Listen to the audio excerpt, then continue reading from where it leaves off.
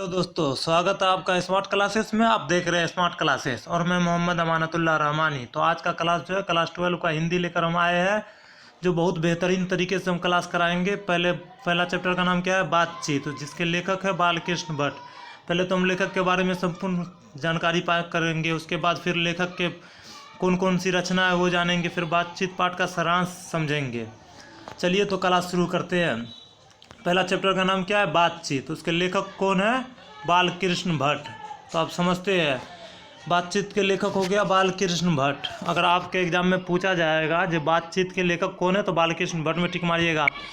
बालकृष्ण भट्ट का जन्म पूछा जाएगा तो 23 जून 1844 ईस्वी में। नोट करते चलिए आप लोग। बालकृष्ण का जन्म 23 जून 1844 ईस्वी, और निधन पूछा जाएगा बालकृष्ण भट्ट का तो 20 जुलाई 1914 ईस्वी में हुआ था। चलिए आगे देखते हैं। निवास स्थान, अगर पूछा जाएगा आपसे बालकृष्ण भट्ट का निवास स्थान कहाँ है, तो इलाहाबाद उत्तर प्रदेश। कोष्ट में प्रयागराज दिया हुआ है, प्रयागराज एक जगह का नाम है, इलाहाबाद के अंदर ही है। आगे देखते हैं। बालकृष्ण भट्ट के माता का नाम है पार्वती देवी। माता का नाम क्या है? पार्वती देवी। और पिता का नाम पूछा जाएगा तो बेनी प्रसाद भट्ट। अगर आपसे पूछा जाएगा बालकृष्ण भट्ट के पिता बेनी प्रसाद भट्ट क्या थे, पेशे से क्या थे, तो जो एक व्यापारी थे। याद रखिएगा, बालकृष्ण भट्ट के पिता का नाम जो है बेनी प्रसाद है और वह एक व्यापारी थे। और आगे देखते हैं। आधुनिक काल के भारतेंदु युग के प्रमुख साहित्यकार है। आप लोग समझ चुके हैं लेखक के बारे में पूरा ऑल डिटेल जो है, यही से क्वेश्चन टोटल मिलेगा आपको। अब बालकृष्ण भट्ट की रचना कौन कौन सी वो देख लीजिए। पहले उपन्यास जानेंगे, फिर नाटक देखेंगे कौन कौन सी नाटक है, कौन कौन सी उपन्यास है। तो उपन्यास में कौन कौन है बालकृष्ण भट्ट की उपन्यास जो है? पहला है रहस्य कथा, दूसरा में नूतन, तीसरा में ब्रह्मचारी, तो उसके बाद 100 अजान एक सुजान है, फिर गुप्तवेरी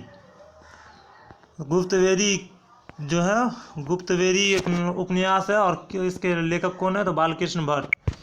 उसके बाद क्या है? रसातल यात्रा, ये भी एक उपन्यास है जिसके लेखक पूछा जाएगा आपसे तो बालकृष्ण भट्ट है। और उसके बाद क्या? उचित दक्षिणा जो है एक उपन्यास है, और किसका है? तो बालकृष्ण भट्ट का है। उसके बाद देखिए हमारी घड़ी का लेखक पूछा जाएगा तो बालकृष्ण भट्ट है। अगर पूछा जाएगा आपसे हमारी घड़ी क्या है, नाटक दे देगा, कहानी दे देगा, उपन्यास दे देगा, तो आप लोग उपन्यास में टिक मारिएगा हमारी घड़ी। अगर पूछा जाएगा हमारी घड़ी किसकी कृति है, तो बालकृष्ण भट्ट की।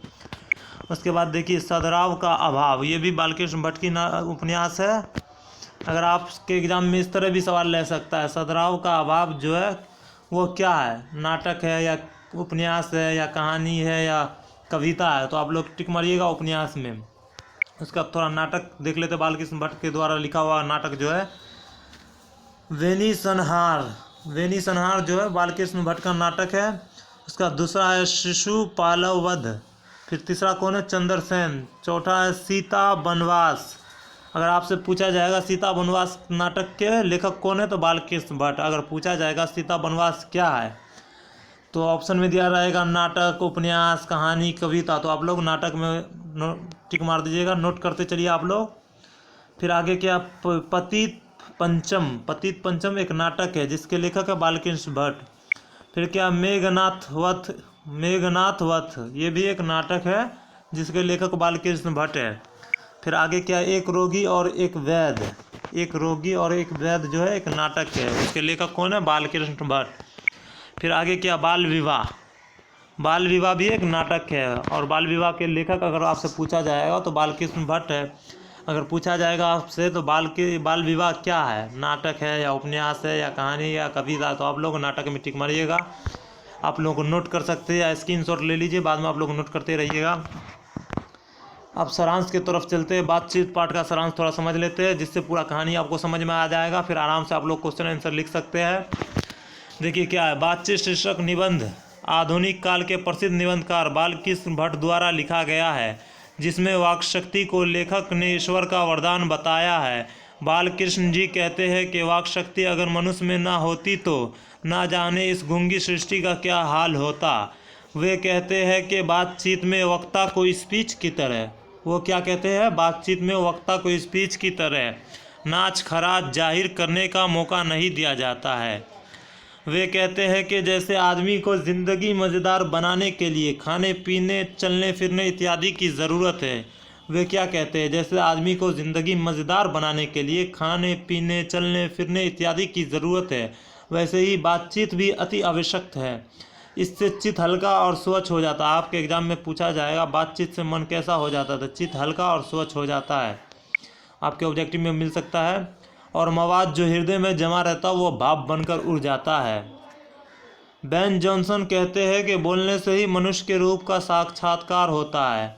अगर आपके इस एग्ज़ाम में पूछा जाएगा बेन जॉनसन क्या कहते हैं, तो बेन जॉनसन कहते हैं कि बोलने से ही मनुष्य के रूप का साक्षात्कार होता है।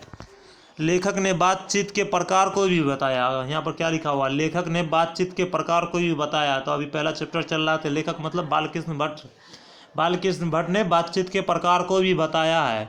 एडिसन मानते हैं कि असल बातचीत सिर्फ दो व्यक्तियों में हो सकती है। अगर आपके एग्जाम में पूछा जाएगा एडिसन के अनुसार बातचीत कितने व्यक्तियों में हो सकता है, तो सिर्फ दो व्यक्तियों में। ऑब्जेक्टिव भी आप लोग का क्लियर यहीं से हो रहा है। आगे चलिएगा तो हम लोग ऑब्जेक्टिव भी करा देंगे। अर्थात जब दो लोग होते हैं तभी अपना दिल एक दूसरे के सामने खोलकर बातें करते हैं। मतलब ये है कि अगर जब दो लोग आपस में बात करते हैं तो एक दूसरे से खुलकर बातें करते हैं। जब तीसरा लोग आ जाते हैं तो बात का पॉइंट जो है बदल जाता है। लेखक के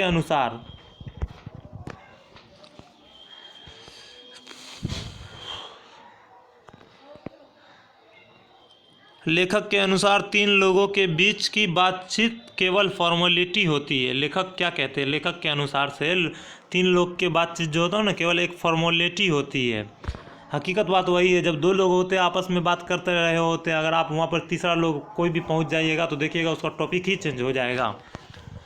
आगे देखते हैं। लेखक कहते हैं कि यूरोप के लोगों में बातचीत का हुनर है। लेखक कहते हैं कि यूरोप के लोगों में बातचीत का हुनर है, जिसे आर्ट ऑफ कन्वर्सन भी कहते हैं। अगर आपके एग्जाम में पूछा जाएगा आर्ट ऑफ कन्वर्सन कहाँ के लोगों में पाया जाता है, तो यूरोप के लोगों में। यहाँ से आप लोग ऑब्जेक्टिव एक ऑब्जेक्टिव क्लियर हो जाएगा आपको। उनके प्रसंग को सुन के कान को अत्यंत सुख मिलता है। उनके प्रसंग मतलब उनके बातों को सुनकर कान को ज़्यादा खुशी मिलती है। इसे सरहृदय गोष्ठी भी कहते हैं। अंततः बालकृष्ण भट्ट कहते हैं कि हमें अपने अंदर ऐसी शक्ति पैदा करनी चाहिए जिससे हम अपने आप बातचीत कर लें, और वो बातचीत का यही उत्तम तरीका है।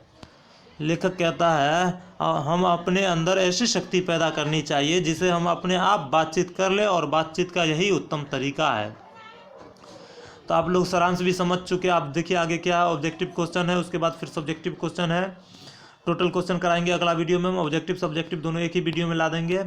आप लोग वीडियो को लाइक करें, और वीडियो अच्छा लगे तो अपने दोस्तों को भी शेयर करें। अगर आप हमारे चैनल पे पहली बार आए तो चैनल को सब्सक्राइब कर ले, ताकि हमारे चैनल पे क्लास 12 की उर्दू और हिंदी और हिस्ट्री, ज्योग्राफी, पॉलिटिकल साइंस की तैयारी कराई जाती है। अगर आप चैनल को सब्सक्राइब करके रखेंगे तो आपको नोटिफिकेशन, जैसे ही वीडियो हम लोग अपलोड करेंगे आपको नोटिफिकेशन पहुँच जाएगा। देखिए यहाँ ऑब्जेक्टिव खत्म हुआ, अब सब्जेक्टिव शुरू हो गया।